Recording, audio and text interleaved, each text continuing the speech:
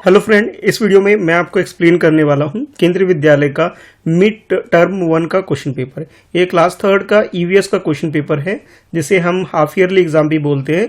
Half yearly exam का मैं आपको डिटेल में ये क्वेश्चन पेपर एक्सप्लेन करने वाला हूँ। ये 2023-24 का ही क्वेश्चन पेपर है। तो सबसे पहले आपको ये समझना होगा, जो आपका ये टर्म 1 एग्जाम है, यानी कि जो हाफ ईयरली एग्जाम है, इसकी टोटल जो वेटेज होती है वो 80 मार्क्स की होती है, जिसमें से 20 मार्क्स जो होता है वो आपका ऑरल टेस्ट होता है, और 20 मार्क्स जो होता है जो एमडीपी का असाइनमेंट आप सबमिट करते हैं उसके होते हैं, और उसके बाद जो 40 मार्क्स है ये आपके रिटन एग्जाम के हैं। तो इस तरह से ये टोटल आप कह सकते हो 80 मार्क्स की पूरी कंप्लीट वेटेज है, जिसमें रिटन एग्जाम जो है ये आपका 40 मार्क्स का है। तो जब भी आपको ये क्वेश्चन पेपर एग्जाम हॉल में मिलता है तो सबसे पहले आपको अपनी इंफॉर्मेशन फिल करनी होती है, जैसे आप अपना नाम, roll number, section, date, day, ये सारी इंफॉर्मेशन फिल कर देंगे। उसके बाद आपको ये पता होना चाहिए ये जो आपका जो क्वेश्चन पेपर है इसे बेसिकली 3 पार्ट्स में डिवाइड किया जाता है, जिसे हम कॉम्पिटेंसीज बोलते हैं। सबसे पहली कॉम्पिटेंसी आपकी है observation and reporting, second competency है आपकी आइडेंटिफिकेशन एंड क्लासिफिकेशन, और थर्ड कॉम्पिटेंसी है आपकी डिस्कवरी ऑफ फैक्ट्स। इन तीनों को कंबाइंड ये आपका 40 मार्क्स का क्वेश्चन पेपर है।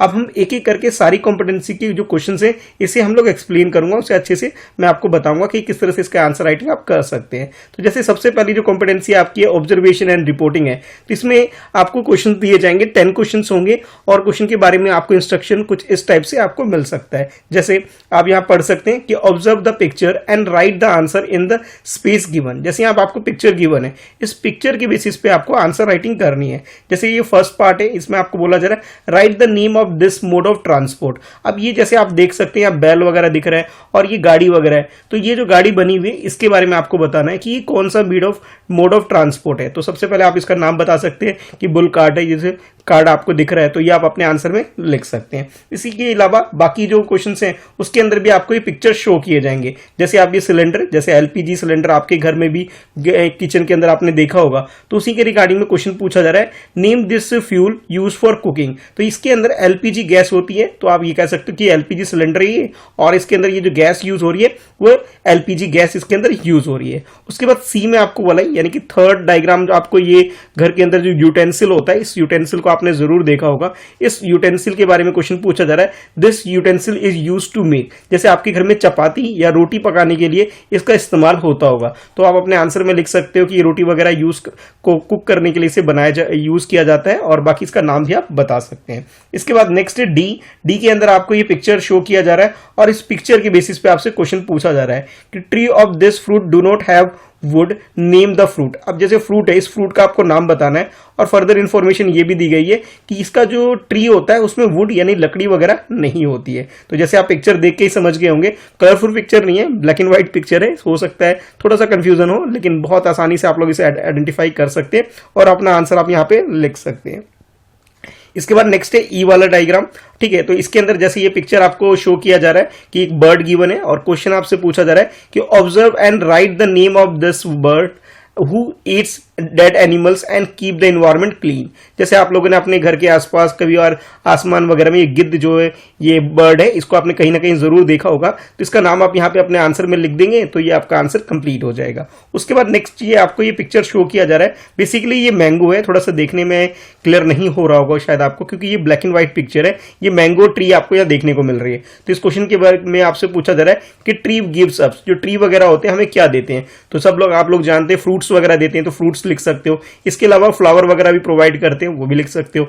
और इसके अलावा सबसे ज्यादा इंपॉर्टेंट जो है ऑक्सीजन देते हैं, ऑक्सीजन भी लिख सकते हो, ठीक है। वुड वगैरह भी हमें प्रोवाइड करते हैं, फर्नीचर जो हम लोग बनाते हैं वो ट्री की हेल्प से ही बनाते हैं, तो वो सारी चीजें आप अपने आंसर में मेंशन कर सकते हो। यानी कि ट्री के द्वारा जो भी चीज प्रोवाइड की जाती है वो सब अपने आंसर में आप लिख सकते हैं इसके आंसर में। नेक्स्ट डायग्राम आपको ये क्लाउड शो किया जा रहा है, और इसके बारे में क्वेश्चन आपसे पूछा जा रहा है कि this is dash which gives rain. तो जैसे आप ये कह सकते हैं क्लाउड वगैरह हमें क्या करते हैं, रेन प्रोवाइड करते हैं, तो आप क्लाउड जो है यहाँ पे अपने आंसर में लिख सकते हैं। इसके बाद नेक्स्ट पिक्चर आपको ये डिस्प्ले किया जा रहा है, जैसे आप देख सकते हैं वाटर के ऊपर बोट है, और बोट एक टाइप का हाउस है। तो जैसे क्वेश्चन में पूछा जा रहा है दिस इज अ डैश, तो बोट हाउस आप इसके आंसर में लिख सकते हैं, ठीक है। तो जैसे इस क्वेश्चन में पूछा गया आपसे कि आपको क्या दिखाई दे रहा है, तो आप अपने आंसर में लिख सकते हैं this is a boat house, ठीक है। तो आप बोट हाउस यहाँ पे अपने आंसर में लिख लेंगे तो ये आपका आंसर कंप्लीट हो जाएगा। यानी कि जितने भी आप डायग्राम्स आप देख रहे हैं, पिक्चर्स देख रहे हैं, इसके अंदर आपको देख के उनको अच्छे से पहचान करके उसके अकॉर्डिंग आंसर आपको लिखना है। अब आई वाला और देखो, इसमें आपसे पूछा जा रहा है कि व्हाट डज द गिवन मुद्रा लुक्स लाइक। अब जैसे हैंड का शेप कुछ इस टाइप से बनाया गया।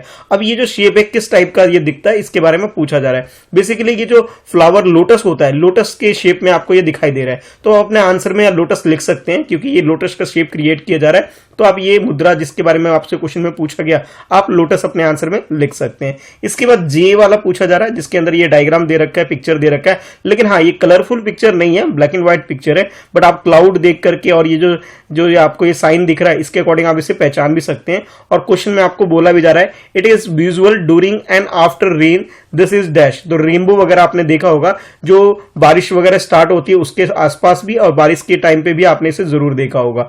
तो ये रेन के आसपास का जो टाइम पीरियड होता है उस टाइम आपने रेनबो जरूर देखा होगा। तो ये रेनबो क्रिएट हो रहा है, तो कलरफुल नहीं दिख रहा होगा क्योंकि ये black and white question paper है, ठीक है। लेकिन आप यहां समझ गए तो आप अपने आंसर में यहाँ पे लिख सकते हैं। तो इस तरह से जो फर्स्ट कॉम्पिटेंसी है उसके सारे क्वेश्चन मैंने आपको एक्सप्लेन कर दिया।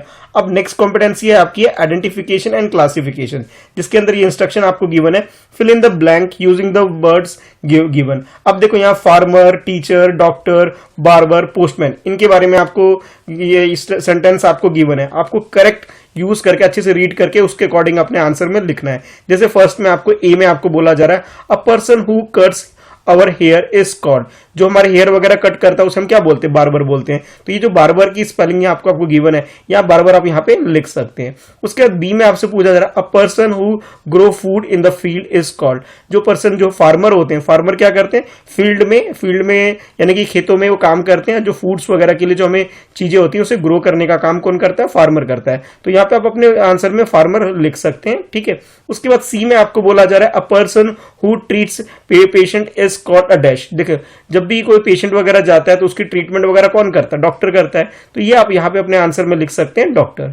उसके बाद नेक्स्ट आपसे डी में पूछा जा रहा है a person who brings letter to us is called, जो हमारे लेटर वगैरह लेके आता है तो उसे हम क्या बोलते हैं, पोस्टमैन बोलते हैं। तो पोस्टमैन आप अपने आंसर में यहाँ पे लिख सकते हैं कि पोस्टमैन, यहाँ पे जो स्पेस आपको प्रोवाइड किया गया है। उसके बाद लास्ट में आपसे ई में पूछा जा रहा है a person who teachers in school is called a dash. School में जो पढ़ाते हैं तो आपको वैसे टीचर पढ़ाते हैं, तो टीचर अपने लास्ट के इस ई वाले आंसर में लिख सकते हैं। तो इस तरह से जो फर्स्ट क्वेश्चन आपको गिवन था इसके अंदर आइडेंटिफिकेशन एंड क्लासिफिकेशन के अंदर, तो आपने इसे अच्छे से क्लासिफाई कर दिया इनके वर्क के अकॉर्डिंग, ठीक है। इसके बाद नेक्स्ट क्वेश्चन है सेकंड क्वेश्चन। इस क्वेश्चन में आपको बोला जा रहा है कि identify the sense organ use for the following action given below. अब जैसे आपको ये जो वर्क दे रखा है, एक्शन दे रखा है, उसके अकॉर्डिंग आपको आंसर करना है। जैसे ये फर्स्ट में आपको बोला था is there is a gas leak in the kitchen. तो जो गैस वगैरह जो लीक होता है, ये स्मेल आप किससे करते हो, तो आप नोज से करते हो। तो आप उस ऑर्गन को पहचान सकते हो और उसका नाम यहाँ लिख सकते हो कि नोज वगैरह से आप बता सकते हो कि भी गैस लीक हो रहा है,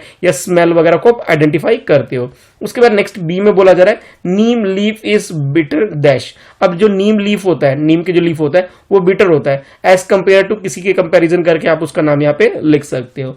और थर्ड क्वेश्चन में आपको बोला जा रहा है कि draw and right any 3 parts of plants. तो सबसे पहले एक प्लांट का कोई भी आप ड्राइंग वगैरह कर लीजिएगा, कुछ इस टाइप से आप बना दीजिएगा, उसके अंदर फ्लावर वगैरह, फ्रूट्स वगैरह इस तरह से ड्रॉ करके दिखा दीजिएगा। उसके बाद उसके डिफरेंट जो बॉडी पार्ट्स हैं उसके बारे में आप मेंशन कर सकते हैं, जैसे लीफ हो गया, फ्लावर हो गया, फ्रूट्स हो गया, ठीक है। इसके अलावा बाकी जो ब्रांचेस वगैरह होती हैं, जो चीजें होती हैं, उन सब के बारे में आप लिख सकते हो। लेकिन क्वेश्चन में आपको बोला गया एनी 3 पार्ट्स, तो किसी भी 3 के बारे में अपने आंसर में यहाँ पे लिख सकते हैं आप, ठीक है। चलिए मूव करते हैं नेक्स्ट क्वेश्चन की तरफ। नेक्स्ट क्वेश्चन यानी कि क्वेश्चन नंबर 4 को देखो। इसमें आपको बोला जा रहा है आंसर द फॉलोइंग पजल। अब ये पजल आपको गिवन है, इन पजल को सॉल्व करके इनके आंसर को आप लिखना है। जैसे फर्स्ट में आपको बोला जा रहा है my feather are green, my beak is red, guava and green chilli I am fed.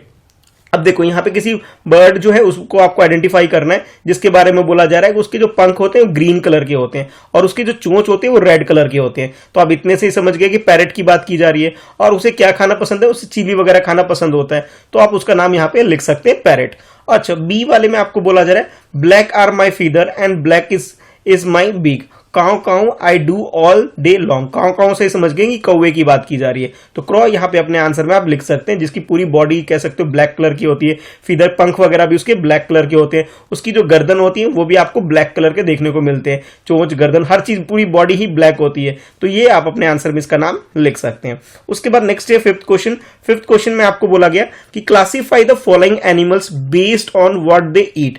अब देखो जो भी वो खाते हैं उनके खाने के अकॉर्डिंग जो एनिमल्स के नाम आपको गिवन है उनको क्लासिफाई करना है। जैसे एक यहाँ पे आपको नेम गिवन है, cow, tiger, wolf, deer, elephant और बाकी सबके नाम दे रखा है। तो जो भी है इनके अकॉर्डिंग आपने इसको क्या करना है, डिफरेंट डिफरेंट कैटेगरी में डिवाइड करना है। देखो जो प्लांट्स वगैरह खाते हैं यानी कि जो वेजिटेरियन आप कह सकते हो उनको आप अलग आइडेंटिफाई कर लो, ठीक है। जो नॉन वेजिटेरियन फूड खाते हैं उनको आप अलग आइडेंटिफाई कर लो। जैसे काउ की बात करें तो प्लांट्स वगैरह यानी कि वेजिटेरियन एनिमल कह सकते हो उसको, लेकिन अगर हम लायन वगैरह की बात करें तो ये क्या नॉन वेजिटेरियन खाने वाले हैं। तो इस तरह से आप इनके फूड हैबिट के अकॉर्डिंग ही से क्लासीफाई करेंगे अलग अलग। एक ऐसा करो इस क्वेश्चन के आंसर में आप टेबल बना लो और इस टेबल के अकॉर्डिंग इसके आंसर को आप लिख सकते हो। वो आपका आंसर देखने में भी अच्छा लगेगा और टीचर के लिए भी अच्छा है कि उसको चेक करने में सुविधा मिलेगी, तो वो आपको पूरे मार्क्स दे देंगे, ठीक है। तो इस तरह से ये क्वेश्चन भी आप कंप्लीट कर सकते हैं। इसके बाद लास्ट पोर्शन है आपके इस क्वेश्चन पेपर के अंदर, थर्ड कॉम्पिटेंसी आपकी है डिस्कवरी ऑफ फैक्ट्स के अंदर, ठीक है। तो चलिए अब इसके क्वेश्चन देख लेते हैं। इंस्ट्रक्शन आपको गिवन है, आंसर द फॉलोइंग क्वेश्चन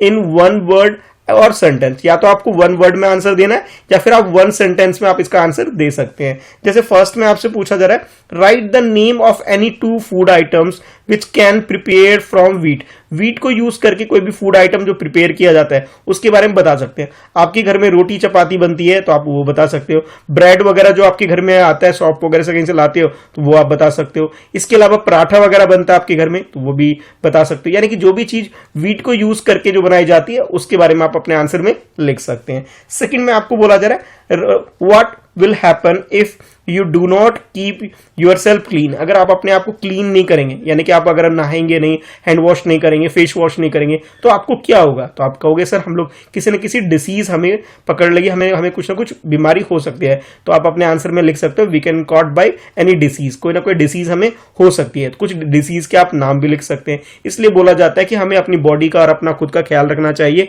और हमें नीट एंड क्लीन रहना चाहिए ताकि हमें कोई डिसीज वगैरह ना हो सके, ठीक है। तो इसके अंदर आंसर में आप लिख सकते हो we can caught by the any disease. हमें कोई भी डिसीज हो सकती है, हम बीमार पड़ सकते हैं, फीवर हो सकता है और कुछ ना कुछ इन्फेक्शन तो हो ही जाएगा अगर हम अपने आप को क्लीन नहीं रखेंगे तो, ठीक है। अच्छा उसके बाद नेक्स्ट है आपके लिए क्वेश्चन नंबर थर्ड। और थर्ड क्वेश्चन में आपको बोला जा रहा है कि which part of the body is used by the elephants to carry store and sprayer water. कि आप लोगों ने नंदू वाला चैप्टर पढ़ा था उसके अंदर आपने एलिफेंट के बारे में पढ़ा।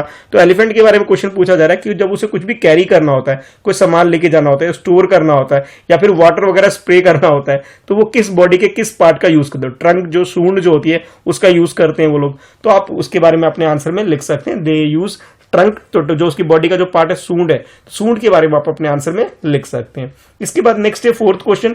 फोर्थ क्वेश्चन में आपसे पूछा जा रहा है which word has a sharp beak to make hole in the bark of the tree. आपने कुछ ना कुछ बर्ड को देखा होगा जो लोग क्या करते हैं कि जो ट्री वगैरह होते हैं उसके अंदर अपने बीक वगैरह चोंच वगैरह से उसमें गड्ढा करते रहते हैं, ठीक है। तो उनके बारे में क्वेश्चन आपसे पूछा जा रहा है तो उनका नाम क्या है, नाम बताना है आपको। तो उसका नाम आप यहां लिख देंगे तो आपको उसका मार्क्स मिल जाएगा।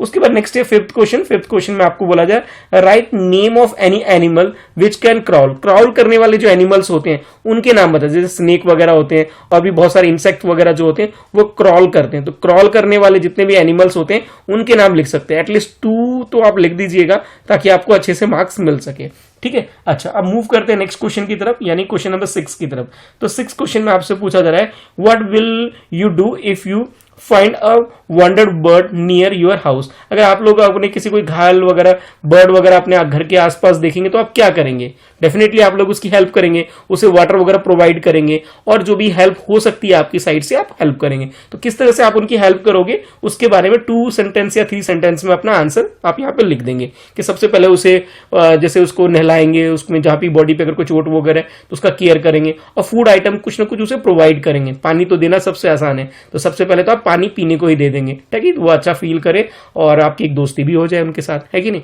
तो आप ये अपने आंसर में लिख सकते हैं। 7th क्वेश्चन में आपसे पूछा जा रहा है right any 2 problems you face during rain.